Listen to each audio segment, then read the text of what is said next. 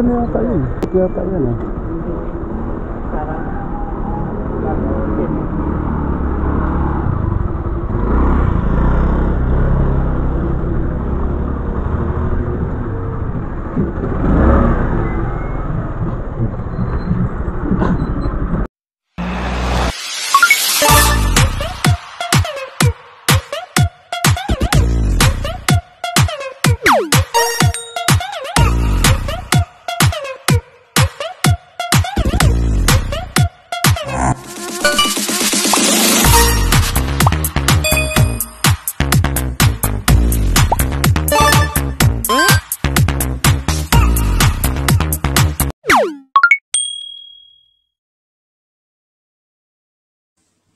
Ito mga kapatid, may napasok akong lugar na maganda sa labas. Kagaya nga nitong napapanood ninyo. Papasukin natin, ayan. Diba? Napaka-aliwalas at napakaganda dito sa bungad ng daanan na to. Tiyak ko naman na pag nakapasok na tayo sa loob ay talagang kagaya nga ng sinasabi ko dyan sa aking caption, doon sa aking YouTube, sa aking title nito na Patalasan ng Memorya, yung lugar na ito. Yan, kagaya nga nito, di ba? At hindi lang yun. Kailangan sa lugar na ito ay bigayan, hindi kailangan ng init ng ulo.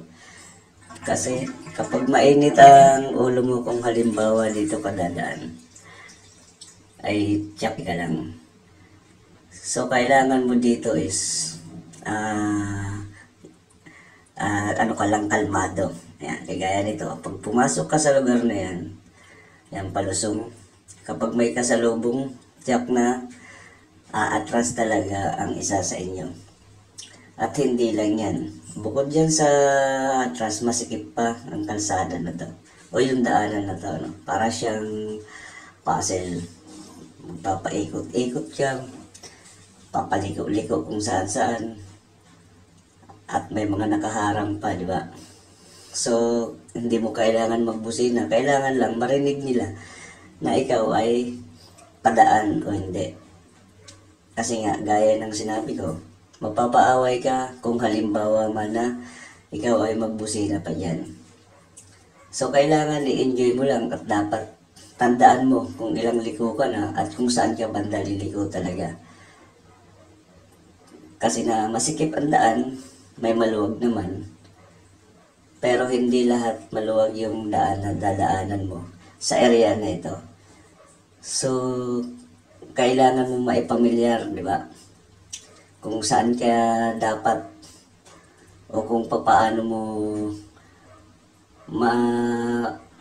itatatak sa memorya mo yung kalsada na to o yung daan na to. Para pag bumalik ka, halimbawa, kung diyan ka pa rin dadaan, is madali lang sa'yo. Diba? Ayan, meron naman silang covered court. May basketball court. Pero yun nga lang, yung daanan is talagang dalawang motor lang. 2,000 years later. So ito, babalikan natin kung tayo ay makakabalik tayo doon sa ating dinaanan. Yun ang pinaka-the best na gagawin natin. Kasi para ka talaga dito na kung pamilyar kayo sa Takeshi Castle noon. Ayan, ganyan yan. Para kang dumadaan sa maze na kailangan mong makalusot o makadaan at makabalik ka doon sa pinagmulan mong kalsada. Ito ay pamilyar siguro kung makakapanood dito yung mga taga dyan sa lugar na yan. Pero kung kagaya sa atin na first time is yun nga, kailangan natin talasan ang ating memorya. Kasi unang-una masikip, tas maraming lilikuan, at hindi lang yan, mga tao, mga bata naglalaro kagaya niyan. So kailangan mong tumabi at may makakasalubong ka pa gaya niyan. So kailangan mo huminto, pagbigyan mo na. Hindi pwedeng makipagmatigasan kung ikaw ay dadaan dyan sa lugar na yan. Mapapansin din natin yan dyan na talagang dami ring tambay. So, yun ang kailangan natin is maging ano lang tayo, kalmado. Kaya may lumabas pa motor. So, kailangan natin makauna na naman dun sa unahan para hindi na tayo makasalubong ng ibang motor na dadaan yan. Napakaswerte natin sa ngayon, sa ating pagbalik, is merong nauna na sa atin na motor. So, hindi tayo makaka-atras dyan sigurado kasi walang kasalubong. Ayan. Diba? So, tuloy-tuloy lang tayo kapag ganyan ang sistema, kapag sa kalsada na yan. Kung may nauna, swerte natin kasi pag marami is na pagbibigyan. Balik ulit tayo dito sa kalsada na ating pinagmulan. Diba? Napakaaliwalas dito sa bungad. At huwag ka lang makakapasok talaga sa loob. Is talagang baka maligaw ka.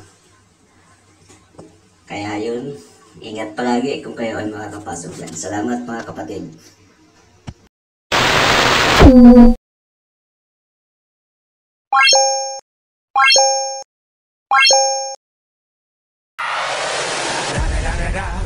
It's the one and only Digo Double G. Snoop Dogg.